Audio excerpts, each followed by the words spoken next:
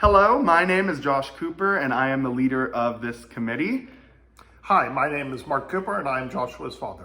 And he will be one of my discussion subjects in this video.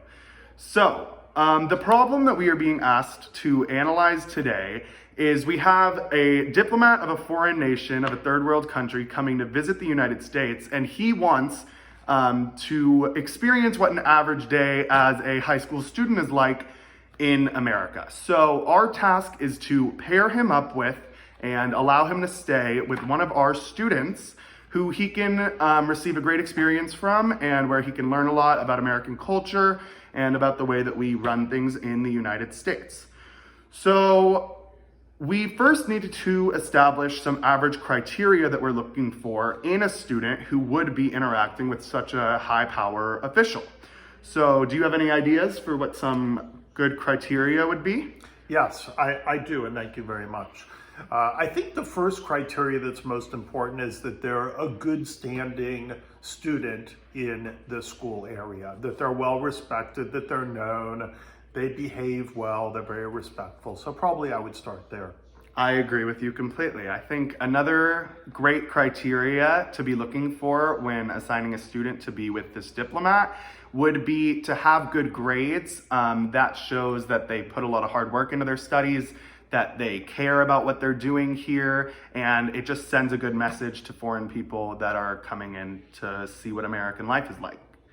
What do you think that it's important that the student that we select is involved in extracurricular activities? Yes, I do. I think it's very, very important, whether it's tied to school, such as maybe dance or cheerleading, or maybe even the chess club.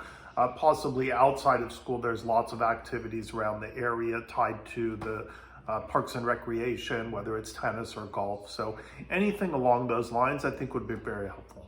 Additionally, I think it's important for students to be involved in an array of different types of extracurricular activities so that they aren't selling themselves short, and so it doesn't make it look like we have a limited availability of activities that students can do to this foreign leader. All right, so now that we've established some of our criteria for selecting the students, what are some possible problems that could arise when an average student is meeting such a high-ranking official?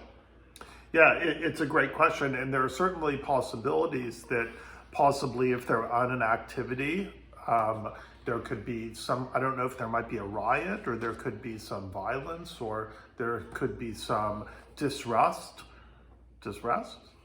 A little more PG, and what is more likely to happen is I think that students often get intimidated by people who hold a lot of power. So interacting with somebody who is a leader of a country can be very daunting to the students, and they might put up a front that is disrespectful, or they might shake their voice when they talk because of the nerves that they have talking to somebody so powerful. So I think that we really need someone who's confident and someone who is respectful and someone who is able to communicate freely and effectively. I agree. That sounds great. All right, so now let's take a look at some of our students more specifically, and we are actually going to rule out. We have 5 students to choose from who could be possible hosts and friends to this diplomat, and we are going to narrow it down to 2 students first. So our first candidate is named Ling Chow. She is a senior, she's smart, she was accepted to great schools, but something that's really catching my eye in not the best way is that she's somewhat shy. I think that it's really important for us to choose a candidate who is very outgoing and very comfortable talking to people that they don't know, and shy is just not a characteristic that we're looking for. Do you see anything else that isn't great about Ling? Yeah, I think I agree with the shyness, and also she has very few friends. It's documented in her resume of herself, and I think it's more important to have someone that has more friends, that's a little more sociable. So for those 2 reasons, I would probably say she's probably not our best or number 1 candidate. Okay, so let's rule out Ling Chow. So our next person that we are going to be looking at their description is named Jada Williams. She is a junior.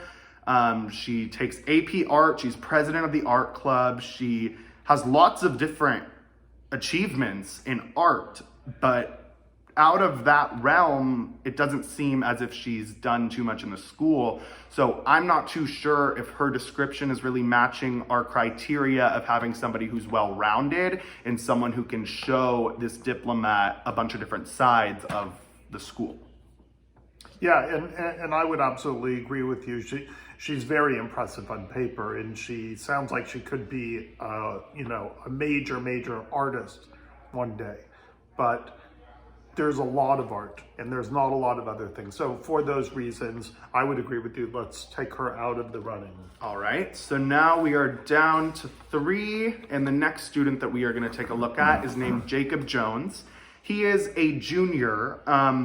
Unfortunately, something that I'm seeing up front that's a little disappointing is that he's a C student. I think that it would be much more effective and that we would get a much better impression on the foreign leader if we had a student that received better grades than that. But going down a little bit, he seems to be a little rebellious. He has visible tattoos and drives a motorcycle, which, I mean, of course, students are entitled to do whatever they would like, but in terms of presentability and in terms of looks on the outside, we want to present ourselves as modest and we want to present ourselves as respectful. And I'm just not so sure if Jacob Jones's physical appearance is what we're trying to show off to this diplomat.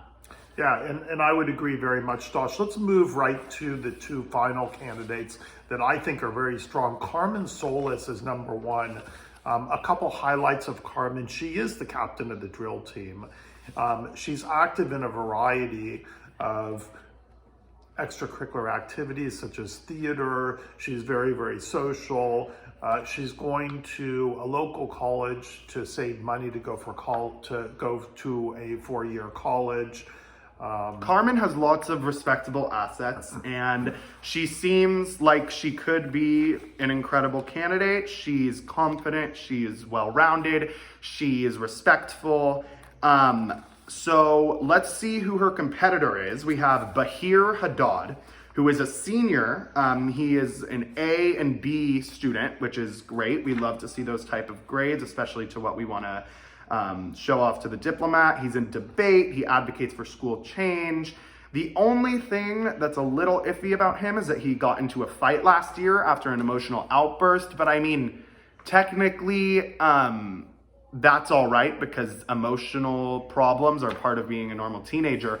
So how are we going to decide which of those 2 is the best candidate? I think that we should probably make a pros cons list for each of them, and then we can decide which one we like better. Do you think that sounds like a good idea? That sounds like a great one. All right, so for Carmen, the cons are she does receive C's, which isn't great. We don't like to show off not very high grades. And also, she wants to invite the leader to a football game, which could be a good idea, except I'm just not so sure if that's the correct formality for a setting for such a high-ranking official. I think that he could be bombarded by the press or by students there, and I just don't think that that's really an effective place to take him.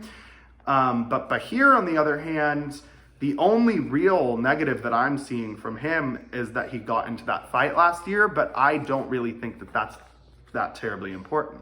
Yeah, and look, he's very big in debate, and he does plan to bring the leader to a debate competition, which is a real safe place to take a leader. So if we're voting and we're ready to vote, my suggestion would be that we go with Bahir and we ask him to come into the high school president's office, and maybe we could ask him a couple quick questions to make sure we're all comfortable. I think that's a great idea. I mean, we have to figure out how we're gonna carry out our plan.